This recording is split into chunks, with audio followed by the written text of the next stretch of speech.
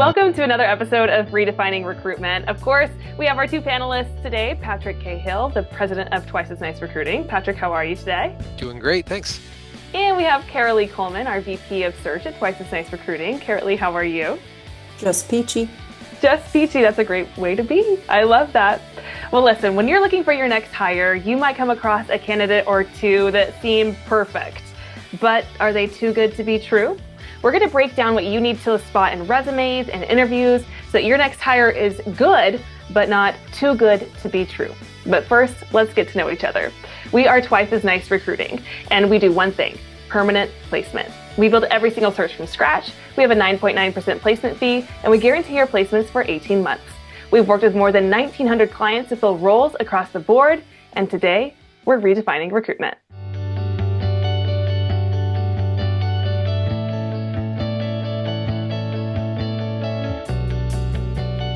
So the first time a firm or a hiring manager interacts with a candidate is often through their resume.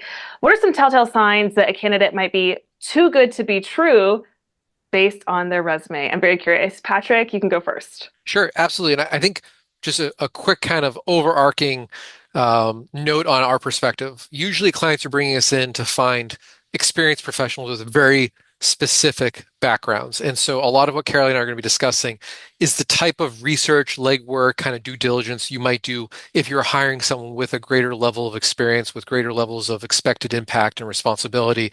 So some of this, if you're thinking about hiring, retail professionals or just entry-level colleagues, this might sound like overkill, and it may be for those roles. And Carolee and I do not have a tremendous amount of experience helping fill those specific types of roles. So I just want to give that quick note. But with that said, when you're looking at resumes, a lot about is diving into some of the specifics around their experience and their career journey. So if someone's talking about how they've left from one company to the next, and these companies are all growing, you do your research, and they're companies that seem to be having success. You're looking at their LinkedIn presence, kind of maybe press releases, reviews online. The companies they've been at have been successful, are successful. You have to start wondering, why are they leaving these companies after 1 or 2 years, if they are, and start deciding, do you believe this reason? I joke sometimes that when candidates have really good reasons time and time again about the bad luck they've had at each job, are you going to be their next bad luck? And so you just have to dive in and just start getting into it. Hey, I noticed that company had significant growth, but you mentioned there were layoffs. What am I missing? Sometimes people have the consultant stints on their resume, and sometimes it's their longest stints are them working for themselves as a consultant. And the hard part here is there are some really successful consultants who decide, hey, consulting is no longer for me. I want to be working for one company. I want more of a stable setup. But there's also the flip side of that where it can be cover up for time unemployed, or it could be that they weren't that busy working as a consultant. And so it's helpful to dive into what did their time consulting really look like? What were their work weeks like? How many clients did they have? And how many hours on average did they work each week? And why didn't they work with any of their clients full time, right? If you're working with a client for a while, why didn't they bring you in? And I think it can be helpful also to talk to them about how long did their typical client project go? And how did they drive business? How were they able to spend years as a consultant and find enough work to keep themselves busy? I sometimes get really like granular with this. I'll look at registration dates of domain names for their consulting companies. I'll try to find what footprint do they have on projects and portfolios they've had. What are the dates of those portfolios? Does that match the timeline that they have? And oftentimes you can either see, yeah, this lines up. It's pretty clear. They had a real consulting business, or this really feels random. Or that consulting company that they supposedly were running for the past 5 years, the domain was purchased 2 months ago. Those are things that you need to really dive into and figure out what's going on. Also figuring out what's going on is the idea of a resume full of statistics, which is exciting on the surface, like great, verifiable data. But the key is to verify it. If the candidate is bragging about accomplished X percentage of growth, you know, then that's fair game to walk me through. How did you do that? Of your peers that I noticed there are seven other people with your title at your company, what was the average level of growth or success? What was different from your approach to your peers? And really start understanding, is there substance behind these numbers, or are these just numbers to try to catch attention? Um, as you ask those questions, jot down the notes. And then when you check the references specific to that role, make sure what the reference says is exactly what the candidate said. And just like having great stats, every industry has their buzzwords. And so you might find a resume that just totally speaks to you. It has all the buzzwords you want to see and it has all the related software. And so it's good to talk to the candidates about the buzzwords. Make sure they can back up what's on their resume and really speak to it and go deeper than just the buzzwords or just by saying, yes, I've used that software. Tell me about it. So you can ask for specific examples, specific projects and outcomes.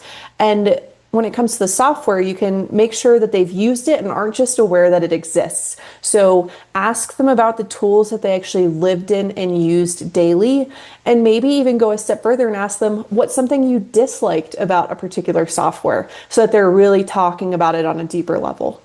And kind of on that deeper level, I hear more and more sometimes employers get concerned when the resume looks like it's tailor-made to their job description. And uh-oh, is this AI? And I think a key thing there is a tailor-made resume to your job description could just suggest that the candidate is very interested and very qualified for your role. And so it's sometimes funny that employers are literally scared by exactly in theory what they want. And so just don't be afraid to dive into it.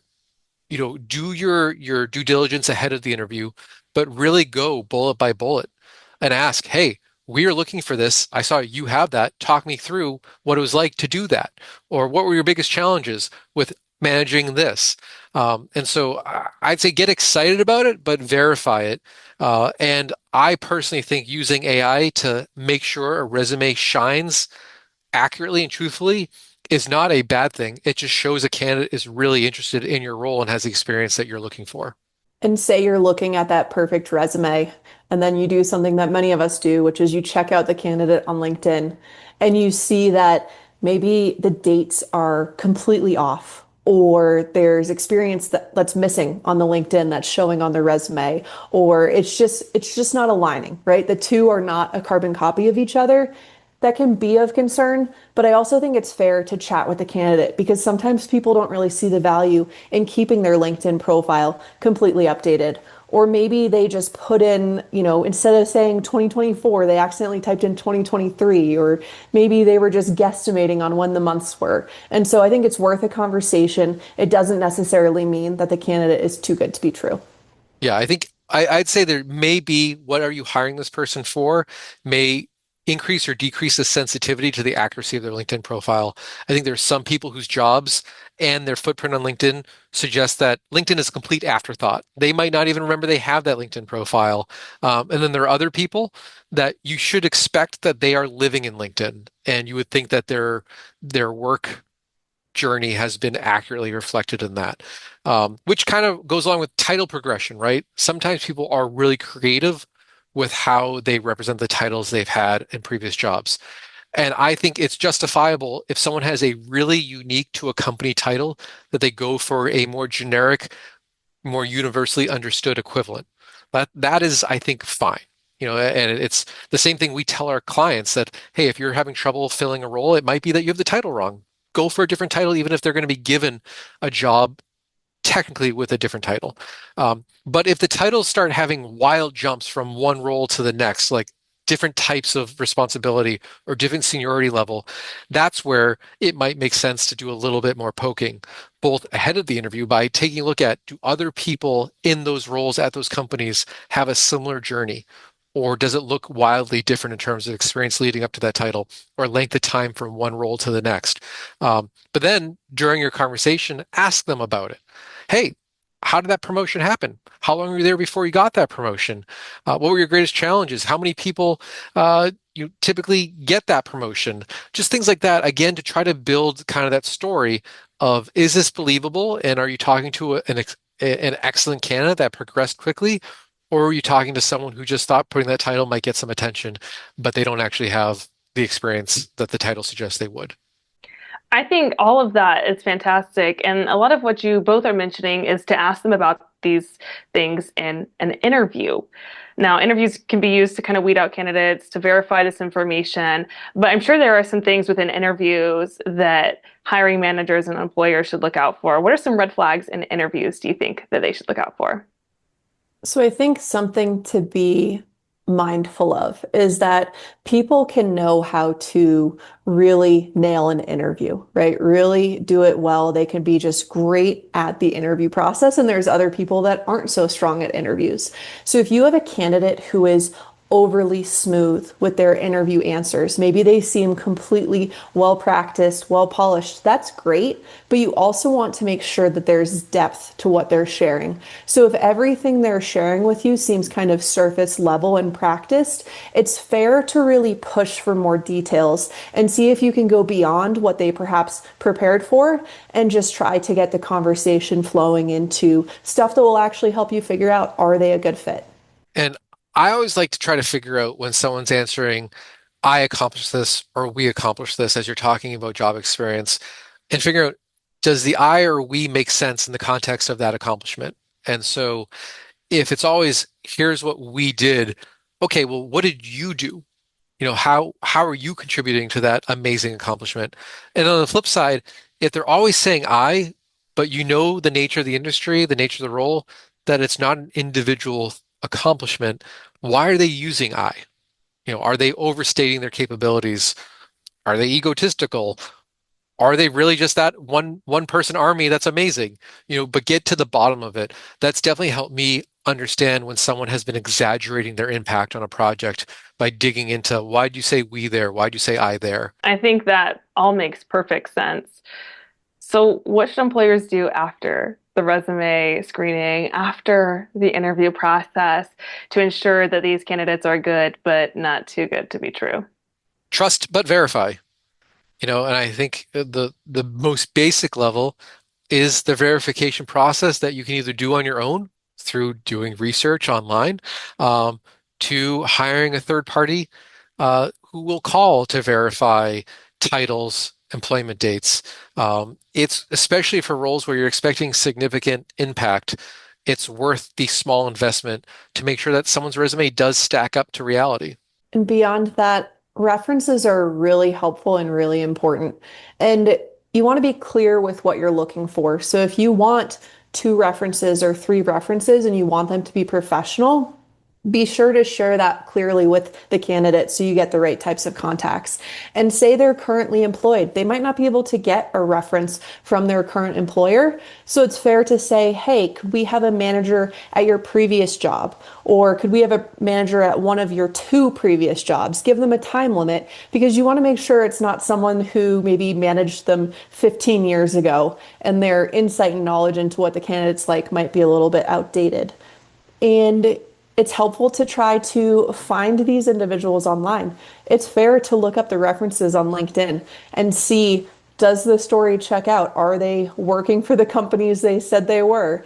And you can even Google the phone number that you'll be calling or ask for a professional email so that you can reach out to the individual initially, trying to make sure that it's a real person.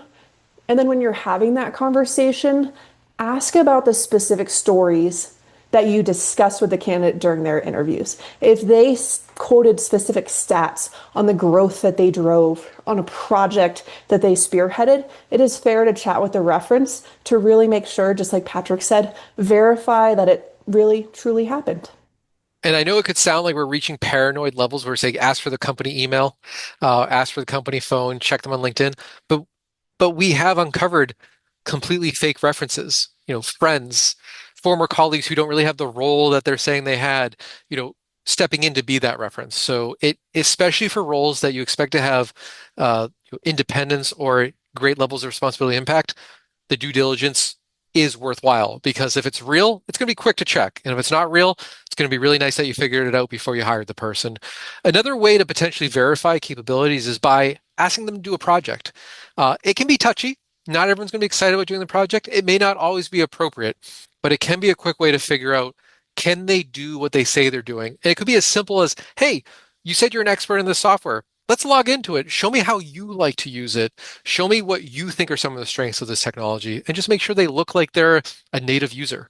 Or it could be writing something or coming up with a plan. If there's actual homework assignments, our recommendation is to offer compensation for that homework, to show the candidate that you recognize you're asking them to do something that is taking time away from their lives, their families. I think it's appreciated. Not everyone does it. I don't think it's required. But not only will candidates, I think, feel good about it, but you'll probably scare less of them away because they feel like you're taking them seriously. The other thing that Carrie Lee often recommends is if you're going to ask for an actual homework assignment, make sure the candidate knows there is an offer coming if they do it correctly or well, or it verifies everything you were hoping to see. Not that, hey, do this huge project and we'll get back to you. I think all of that makes sense. The word that I keep hearing throughout this whole episode is verify. Review and verify. There's so many ways and processes to look into what people are claiming on the resume or in an interview. Just even a quick Google search can reveal a lot. So really appreciate both of you walking us through these red flags and warnings to look out for. And when you are hiring for your next role, remember your candidates can be good, but make sure they're not too good to be true. Thank you so much for redefining recruitment with us today.